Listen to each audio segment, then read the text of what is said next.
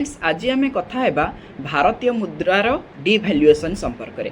तो भारतीय मुद्रार डिभैल्युएसन कहीं होचे तो जमी 2026 रे भारतीय मुद्रा यूएस डॉलर तुलन में 92 टंकार पहुँची। तो ये गोटे प्रश्न उठे यार पछरे कारण कौन एवं यह किभली भाव में कार्य करे एवं भारतर अर्थनीति यह प्रति व्यवस्था कौन। तो जो रुपीर डेप्रिसिएसन होची तो यार प्रथम कारण कौन जमीक प्रथम यह थिला माने $1 इक्वाल टू 85 टंका किंतु एबे पाखापाखि $1 इक्वाल टू 92 टंका। तो यह फल कौन हम ना यह फल जमी आम सेम डॉलर पाई अधिक आमको पैसा देवा पड़ो आउ जहाँ कि कहुए करेन्सी डेप्रिसिएसन। तो जो रुपीर भैल्यू यह किभली भाव में निर्णय करा जाए तो रुपीर भैल्यू निर्णय करने आम पाखे दुईटी जिनस रही गोटे हूँ सप्लाए और आउ गोटे हूँ डिमांड। तो ये सप्लाए और डिमांड यह क्या डिपेंड करे ना यह डॉलर अवेलेबिलिटी उपर डिपेंड करे। जदि डॉलर आमको अधिक डॉलर डिमांड जदि बढ़ी जाऊँचे तेबे रुपी वीक हो जाए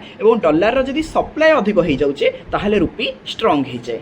एबे फ्रेंड्स आमे माने रुपी वीक होबार केतना कारण जानिबा। तो प्रथम कारण होउची ना जेते बेले इंडिया रो निजर एनर्जी नीड्स रो पाखापाखी 80 रु 85% क्रूड ऑयल इंपोर्ट उपर निर्भर करे। आ जेते बेले ग्लोबल ऑयल प्राइस बढ़े तो सेते बेले इंडिया को ऑयल किनिबा पई अधिक रु अधिक डॉलर दरकार होता है। तो जहाँ रुपी उपर प्रभाव पड़े।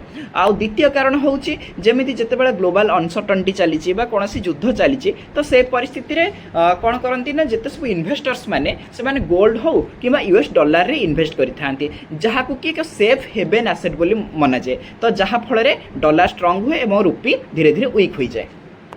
तो फ्रेंड्स यह व्यतीत आउ किसी कारण रही जमीती इंडिया रे किसी फॉरेन इन्वेस्टर्स माने जो माने कि इंडिया रे किसी तांकर पैसा इन्वेस्ट करिथांती तो जेतेबेले से माने निजर डिसइन्वेस्टमेंट करंती अर्थात भारत रो जेतेबेले से माने अर्थ को बाहर को नियंती तो सेतेबेले से माने डॉलर रे नहीं जांती जहाँ फल रे यार रिजल्ट पड़ी थाए हमर इंडियन रुपी ऊपर एवं इंडियन रुपी वीक हो जाए। आउ यह व्यतीत जेतेबेले आमे कोनोसी बाहर देश रु रप्तानी बा आमदानी करिथाउ आउ जदि आमदानी अधिक हो गला रप्तानी कम हो गला ताहले कौन हुए ना आम देशरू अर्थ विदेश को चली जाए जहाँ फल आमर प्रभाव पड़े यह रुपी उपर एवं रुपी धीरे धीरे वीक हो जाए।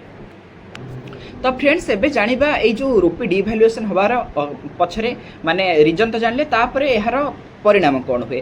तो जिते बड़े आम डिभैल्युएसन हो जाए रुपीर तो सेते कौन हुए ना आम जो जिनस गुड़ाक इंपोर्ट करुँ से गुड़ाक अधिक महंगा हो जाए। आम जिते विदेश को कौन जिनस जिते माने लोन आनी था से लोन को सुझा बेले भी आमको अधिक पैसा देवाक पड़े। यह व्यतीत जो केमिकल सेक्टर्स है तार